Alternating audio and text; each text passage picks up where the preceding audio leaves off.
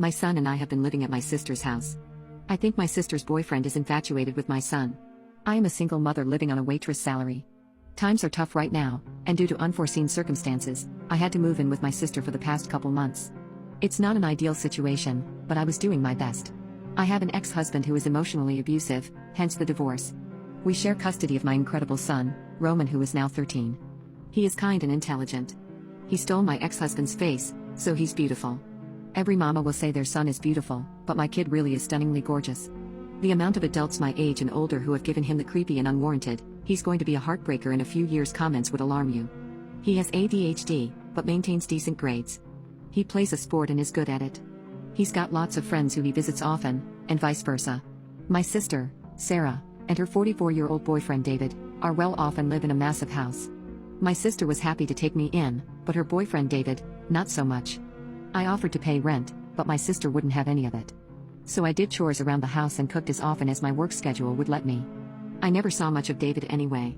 He was often at the bar with his friends, or working, or locked in his room playing video games. When we did see each other, he acted like I didn't exist. My son Roman was staying with his dad for a while as I was figuring things out, and I was worried about David's attitude once my son moved in with us. I talked to David and promised him that Roman would be respectful and well-behaved, but he was weird about it and shrugged me off. Then David met Roman. David was absolutely fascinated with my kid. His disposition changed so quickly that it gave me whiplash. Suddenly, he stopped locking himself in his room and decided to spend time with us. Mostly my son. He would help Roman with his homework and watch all of Roman's favorite shows so that they could talk about them together.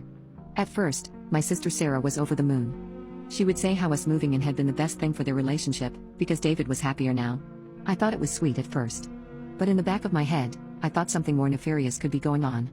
To paint a clearer picture, I noted some other weird changes. 1. David would text my son often, which wouldn't be weird, except he did it while he was at school. The texts themselves weren't weird at all, but David would lightly scold him for not replying sometimes.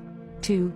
Before my son moved in, David was rarely ever home during the afternoon or evenings. He'd stay out after work and go drinking with his buddies until late at night. It was a habit he had for years, according to my sister. Now, he was home all the time. He'd get home before Roman got off the bus and stayed home all day, even offering to babysit while I worked through the evening. 3. Last Wednesday, I woke up to use the bathroom during the middle of the night. To get to the bathroom, you have to pass by my son's room. I was surprised to see that the door was closed all the way, since Roman always likes it open because his room gets hot at night. Also, he had been staying up late texting his friends lately, which caused him to sleep through his alarm and miss the bus some days. So that night, I opened the door to let the air in and make sure he was asleep, and there was David, standing by Roman's bed. In the dark. He stated that he was looking for his cell phone, but I saw him jump with anxiety when I opened the door. He left quickly, muttering something about how it might be in the kitchen. Why would his phone be in my son's room? And why was the door closed? 4. David would also offer to drive my son everywhere he needed to go. Only him. This is the same man who wouldn't lift a finger for me until my son moved in. 5. I caught David doing Roman's laundry, resulting in a few articles of clothing going missing. Soon after I spoke with my sister Sarah, her boyfriend David, and my son Roman, all separately. 1 went well, 2 didn't. I asked my son about David. Roman adamantly denied that David ever did anything to him. He seemed surprised that I asked. He said he would have told me if he had. I was honest with him and told him that David's behavior toward him was inappropriate. We had a talk about boundaries, saying no, consent, and so on. I drilled into him that David was not to drive him anywhere, text him anymore, or be around him alone under any circumstances. Then, he said something that broke my heart. He apologized for letting David treat him that way, that he shouldn't have fallen for it. I assured him that none of it was his fault. I wanted to make it clear that David is not preying on him because of how he looks or how he acts. He is doing it because he is a predator and they prey on the vulnerable.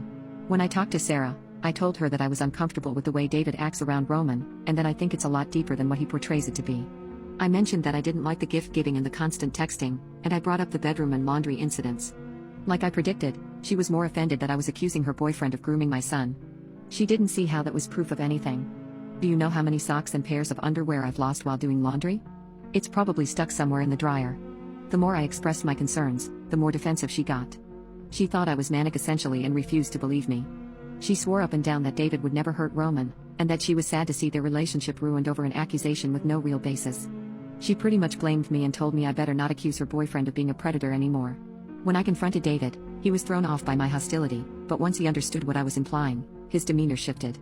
"Sit down," "Sit down, let's talk about it," he kept saying, except he was the one who was nervous and looked like he was on the brink of a panic attack. I kept my composure. I asked him why he was in my son's room in the middle of the night with the door shut. He gave me the same excuse, that he was looking for his cell phone. I asked him why he couldn't have gone for it in the morning. He said that he set the alarm to 5 a.m. for work, and that he didn't want it to go off with my son in the room and wake him up. I asked him why he was standing over my son's bed. He admitted that he was trying to wake him up and asked him if he'd seen his phone. All I could think was, did he not just say that he didn't want the alarm to wake him up? I asked him what on earth would compel him to think it is okay to wake up my child in the middle of the night to help him look for a cell phone. He said he wasn't thinking straight, and that he was sorry. I asked him about the missing laundry as well. He adamantly denied what I was implying. He said that his and my sister's clothing get lost in the laundry all the time. That he would help me find my son's missing clothing. All while apologizing profusely. I'll admit, I was thrown off by how apologetic he was, and it made me a little soft. I thanked him for letting us stay in his house, and I apologized for not setting boundaries earlier. Then, I essentially told him that he is no longer allowed to be alone with my son or touch his things under any circumstances. He broke down in tears. He was hysterical. The thought of me believing that he is preying on my son made him miserable. That he'd never do that. He said, "I love him like a father loves a son." I told him that it's unhealthy for him to be so fixated on a child, and that he cannot depend on my kid for happiness. I told him that we'd be leaving very soon. I didn't tell him where or when it was happening. He asked if there was anything he could do to rectify the situation. He suggested that the four of us sit down and talk about it. I declined. I reiterated that he is not allowed near my kid anymore and left it at that. Soon after, we started staying at a motel to be safe. I also purchased a nanny cam so that I could see what David would do now that we weren't home. It didn't take long for David to try something again. Despite blocking David's number on Roman's phone, he found him on TikTok and Instagram on Monday night and messaged him there. Nothing explicit in the messages, just things like, "Did you block my number? I really miss talking to you, is everything okay? Maybe in the future, we can talk to each other again. I'm sorry if I upset you. Where are you staying?" And many more like that, just him begging my son for a conversation.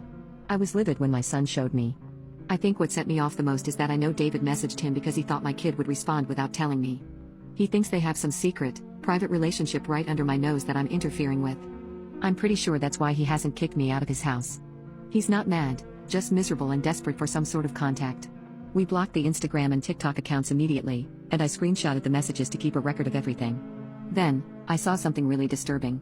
The camera I had chosen is motion sensitive and links the footage to my iPhone, so I could watch it anywhere. I had hid it above the door frame, so that it overlooked the entire room. You can't see it unless you use a ladder. I didn't get anything for a couple days. Then, I was randomly notified of movement in the room.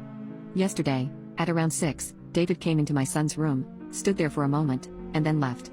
No longer than a minute. An hour-ish later, he returned and started going through his drawers. He picked up a specific garment and left within 2 minutes. I wanted to throw up. I didn't sleep that entire night at the motel. Today, I had someone cover my shift, which gave me the opportunity to do a deep search of David's room while he was at work and my son was at school.